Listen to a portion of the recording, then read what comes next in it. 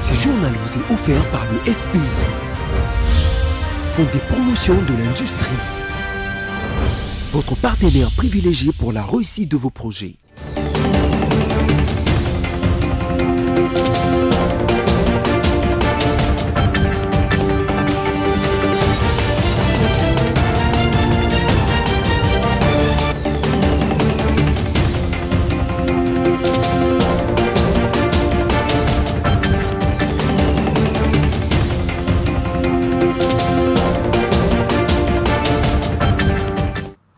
Nouvelle édition du journal sur BSC Télévision. Messieurs, dames, bienvenue. Les sommaires.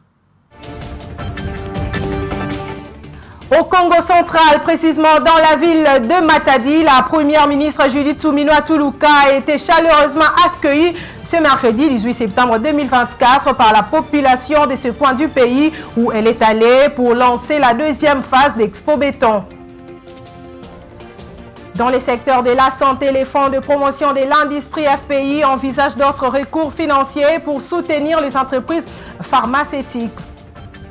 Dans une correspondance du 16 septembre dernier, le comité de l'As Vita Club officialise le départ de son entraîneur Abdesalam Wadou. Le communiqué vous sera lu dans ce journal. Bien avant de se rendre au Congo central, Judith Suminwa, la première ministre, a reçu en audience le secrétaire général adjoint de l'ONU, Jean-Pierre Lacroix, accompagné de la chef de la MONUSCO, Bintou Keïta. Ils ont tous ensemble discuté du soutien des Nations Unies au retour de la paix dans l'est du pays, mais aussi du soutien opérationnel de l'ONU à travers la MONUSCO. Images et commentaires. À la primature de la République démocratique du Congo, la première ministre Judith Suminwa Tuluka a reçu Jean-Pierre Lacroix, secrétaire général adjoint de l'ONU, pour discuter du soutien des Nations Unies au retour de la paix dans la partie est de la République démocratique du Congo. Au cours de leur échange, l'ONU a réaffirmé son engagement à renforcer les programmes de désarmement, de mobilisation et de réintégration des combats, ainsi qu'accompagner les désengagements progressifs de la MONUSCO au Sud Kivu. Les structures sont en place. Il y a un groupe de travail pour réfléchir et travailler à la fois aux leçons retenues du désengagement du Sud Kivu et aux prochaines étapes. Ça, c'est en place et nous sommes convenus de maintenir un contact étroit, y compris au niveau de la Première ministre et de la représentante spéciale, Madame Bintou Keïta. Et puis par ailleurs, sur le terrain, le travail de coordination va se renforcer sur tous les plans. Sur le plan du soutien aux efforts diplomatiques, nous sommes très impliqués, encore une fois, à la fois politiquement et opérationnellement. Sur le plan pratique du terrain, j'ai mentionné ce que nous faisons, ce que nous allons faire sur la vérification, le soutien au cessez-le-feu et toute autre activité qui seront jugées indispensables, nécessaires pour aboutir à des progrès. Les échanges ont aussi porté sur le soutien opérationnel de l'ONU à travers la MONUSCO pour assurer un cessez-le-feu durable ainsi que la protection des civils. Je le disais en titre, la première ministre Judith Suminwa s'est rendue dans la ville de Matadi, chef-lieu de la province du Congo central, ce mercredi 18 septembre 2024. À l'aéroport d'Enchimpi, la chef du gouvernement Judith Suminwa a été accueillie par le gouverneur de cette province, Grace Bilolo. Judith Suminwa est allée dans cette ville pour lancer la deuxième phase de l'Expo Béton. C'est au port international de Matadi que ces activités se déroulent pendant ces 2 jours, soit de ce mercredi 18 septembre au jeudi 19 septembre 2024. Sur place, Judith Suminwa a reçu un accueil chaleureux de la part de Matadiens. Alors que l'accès à des soins de santé de qualité reste un défi pour une grande partie des habitants des localités rurales de l'RDC, le casque bleu de la MONUSCO reste disponible et solidaire des populations qui vivent dans les localités où ils sont répartis à Kichanga et à Kiwanja dans la province du Nord Kivu. Les 16 et les 17 septembre, ces enfants et leurs familles ont reçu une aide médicale et psychologique essentielle pour leur apportée par une équipe médicale marocaine. Le vice-premier ministre, ministre de l'Intérieur, Jacquemain Chabani, a inauguré 3 nouveaux sous-commissariats sur les 6 visités, rappelez-vous, le 17 août dernier dans les districts de Lafuna. Les clés de ces nouveaux commissariats ont été donc remis au commissaire divisionnaire principal, le général Alongaboni, par le VPM Jacquemain Chabani. Les districts de Lafuna est bénéficiaire de 3 nouveaux sous-commissariats. C'est le Premier ministre, ministre de l'Intérieur, Sécurité et Décentralisation, Jacquemain Chabani, qui a procédé à son inauguration un mois après son passage dans 6 sous-commissariats de ces districts. Il s'agit de sous-commissariats d'Elinguessa, Ngunza et Lembo, situés au croisement des avenues Ngiringiri et celui d'Elinguessa, Ngiringiri et Gambela, ainsi que de la commune de Kalamou au quartier Yolo Sud. La population de tous ces coins de Lafuna n'ont pas manqué d'exprimer leur sentiment de joie en chantant. Notons que ceci s'inscrit dans les cadres du projet de modernisation des bureaux de proximité de la police nationale congolaise en Soussiat dans la ville de Kinshasa. Conflit foncier entre le collège de la Salle et l'USPT Gombe. Le ministre d'État en charge de la justice et garde de Sceaux, Constant Moutamba, a donné une instruction pour l'arrêt de travaux de construction et la destruction d'un mur de clôture de la concession de l'État cédé temporairement à une société libanaise en contrepartie pour la réhabilitation et la construction de quelques bâtiments de l'ISPT. Un délai de 48 heures a été donné au colonel pour interpeller tout le responsable afin de faire un rapport concret de ces dossiers. Suivez. Une commission qui a été mise en place, une commission mixte au niveau des affaires foncières qui va statuer sur ça ce jeudi.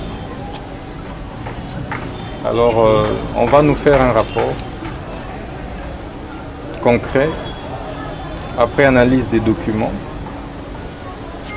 Et donc il faudra qu'on nous présente la situation et sur cette base-là, nous allons décider évidemment de faire respecter la loi.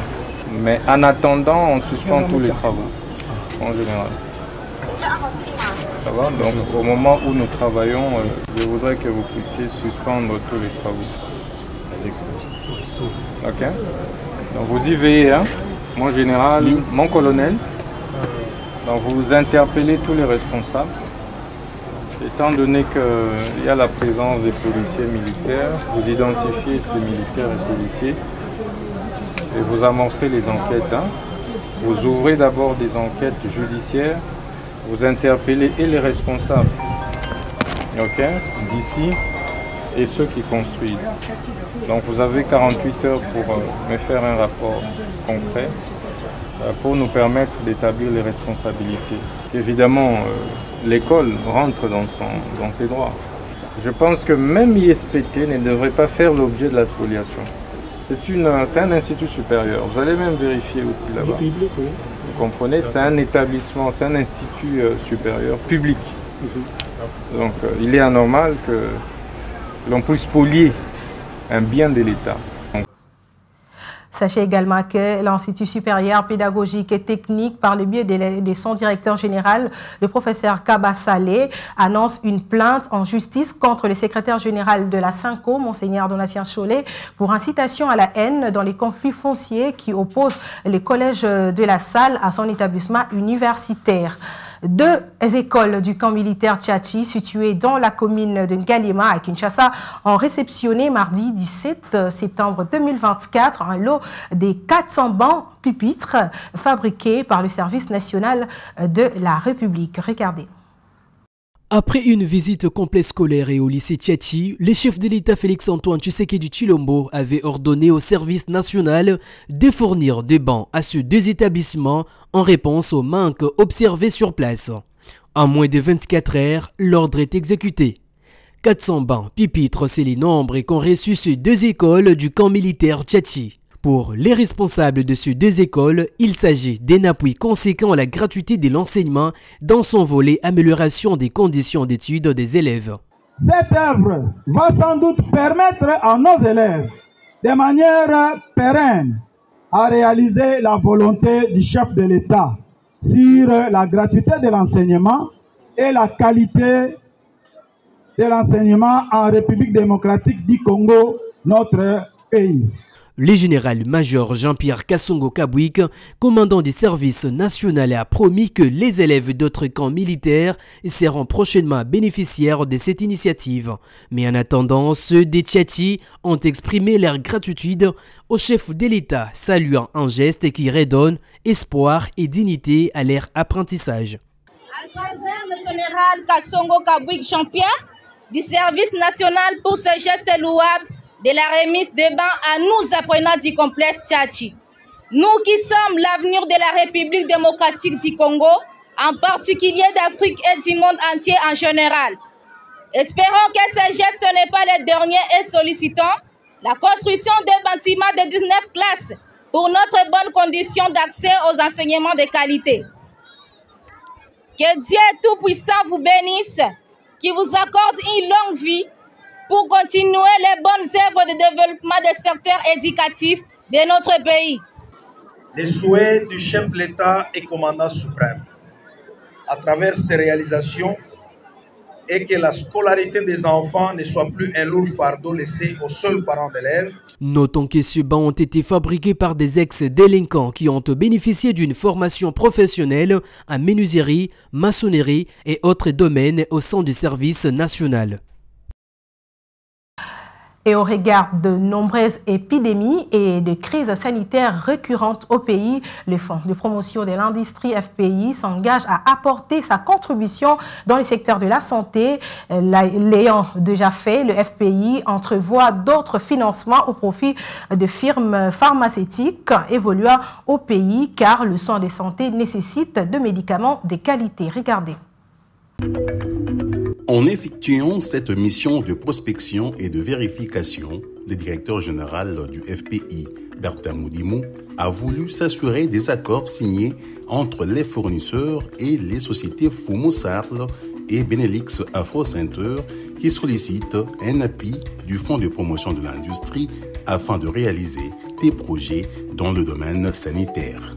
En France, précisément à Agen, la délégation du FPI accompagné de la société Fumo Sarl, représentée par son promoteur, Lumemo Tamoussa Fomuke, ont visité les installations modulaires et l'unité d'assemblage de IPM Technologies. Le projet, présenté par la société Fumo Sarl, est consécutif à l'implantation des unités de production pharmaceutique en forme sèche et en solidité injectable, ainsi que des unités de soins cardiologiques et dialyse à Kinshasa.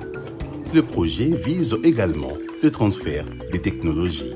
Le voyage du directeur général du FPI a permis d'avoir une idée claire des projets à financer. Le président de la République fixe les intérêts de la population en matière de santé sur ses deuxièmes mandats. Et nous avons rencontré le professeur Lumembu, qui est en même temps docteur médecin ici à Paris, qui est venu nous proposer une transplantation d'une usine de dialyse. Et nous sommes fortement convaincus que si cette usine était transportée en RDC, ça apporterait beaucoup de soulagement. On guérirait beaucoup de malades. Cette unité sera bientôt transférée en RDC. Les fournisseurs IPM Technologies attendent la validation par la société Fumo Sarl d'un plan d'exécution opérationnelle. Nous travaillons aujourd'hui avec l'équipe du FPI pour leur présenter une unité de soluté injectable. C'est une unité qui est destinée à fabriquer des poches essentiellement pour les perfusions dans différents médicaments, que ce soit des médicaments de réhydratation, des médicaments antidouleurs ou des antibiotiques. En Allemagne, à Sulzbach, Laufen, la délégation du FPI, accompagnée de la société Benelux Afro Center, représentée par son promoteur Passi Ndoudi, ont inspecté le groupe Romlag, inventeur de la technologie Blau-Fil-Si, BFS et des systèmes de confinement flexibles basés sur le plastique pour le conditionnement fiable et durable des produits pharmaceutiques. Nous sommes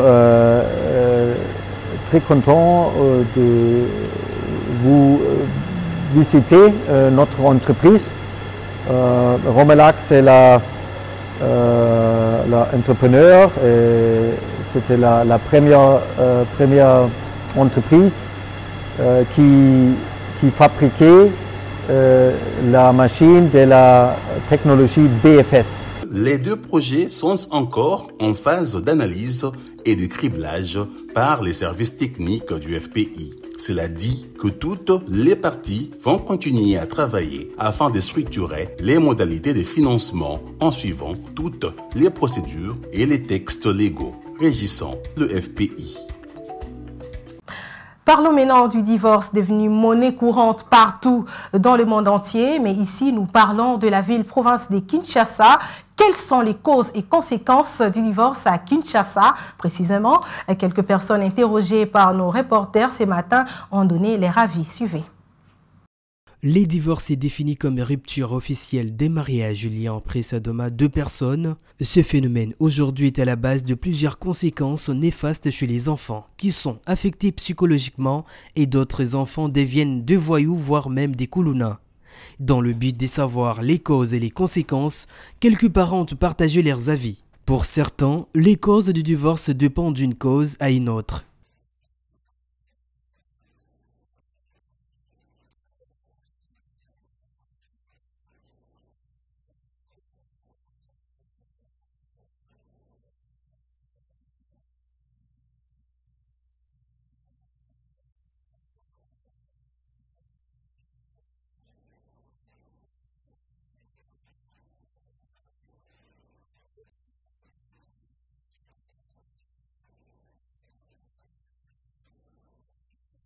Et pour Madame Babou Amissi, marraine des couples, les divorces n'est tolérable qu'en cas des dangers. Les divorces, c'est les gens se séparent quand ils sont ensemble, ils voient que non, ils ne peuvent plus marcher ensemble, ils se séparent. Mais ça a des conséquences collatérales. D'abord, les temps que vous avez passés ensemble, ça sera pratiquement le temps perdu. Et si vous avez des enfants, ces enfants-là seront déchirés parce que les enfants seront tiraillés d'aller chez papa, d'aller chez maman, de faire ceci, de faire cela. Ça, c'est de deux. De trois. Souvent, quand les gens divorcent, souvent ils regardent plus à leurs intérêts parce que je n'ai pas ceci, je n'ai pas cela, il ne fait pas ceci, il ne fait pas cela. Mais ils ne regardent pas la conséquence, surtout pour les enfants. Étant faibles, ces enfants seront déchirés et partagés. Et aussi même pour la communauté. Même pour la communauté. Ça fait mal aux parents, aux responsables de ces personnes-là. Donc, le divorce n'est pas bon. Pour lutter contre la destruction de l'éducation des enfants, chers parents, sachez qu'il n'existe pas d'amour parfait, mais une union suffisamment satisfaisante pour être heureuse. Évitons les divorces pour le bien des enfants. P. Diddy derrière le barreau, le rappeur américain et puissant producteur du hip-hop, Sean Combs, de son vrai nom, a été placé en détention provisoire mardi 17 septembre 2024 dans l'attente d'un procès. Arrêté lundi, l'artiste est visé depuis plusieurs mois de multiples plaintes pour l'agression sexuelle. Sean Diddy Combs, plus connu sous le nom de P. Diddy, a été placé en détention provisoire. Arrêté lundi à New York et inculpé pour trafic sexuel et extorsion, une juge du tribunal fédéral de Manhattan a ordonné sa mise en détention provisoire dans l'attente de la suite des procédures judiciaires. Selon l'acte d'inculpation, l'artiste de 54 ans est décrit comme un prédateur sexuel et violent. Monsieur Combs est un battant, il va se battre jusqu'au bout, il est innocent. Il est venu à New York pour établir son innocence. Il n'a pas peur, des accusations. Rien de ce que le gouvernement a dit dans sa présentation aujourd'hui ne fait changer d'avis à qui que ce soit, a déclaré son avocat. Le rappeur américain et producteur de hip-hop a plaidé non coupable des accusations de trafic sexuel, d'extorsion de fonds, abus sexuels, violence, travail forcé, d'enlèvement et d'obstruction de la justice. Selon le parquet fédéral de Manhattan, ces faits ont cours depuis 2008.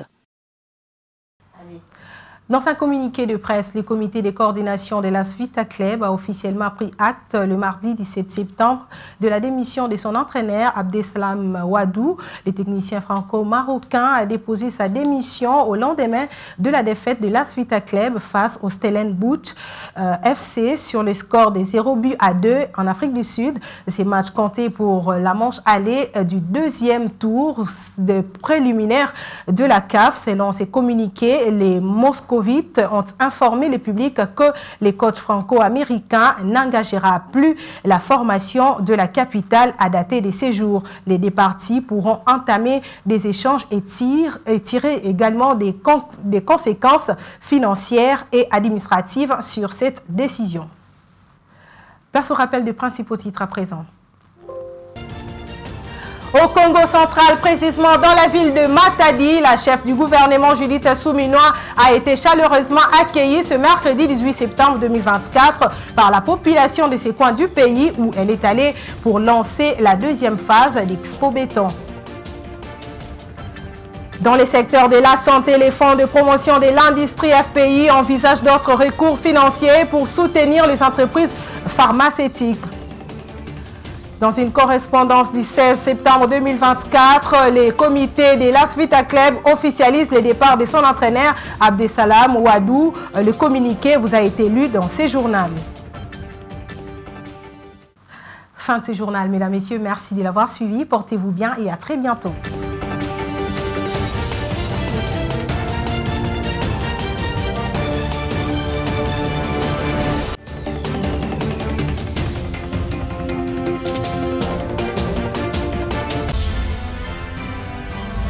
Ce journal vous a été offert par le FPI, Fonds de promotion de l'industrie, votre partenaire privilégié pour la réussite de vos projets.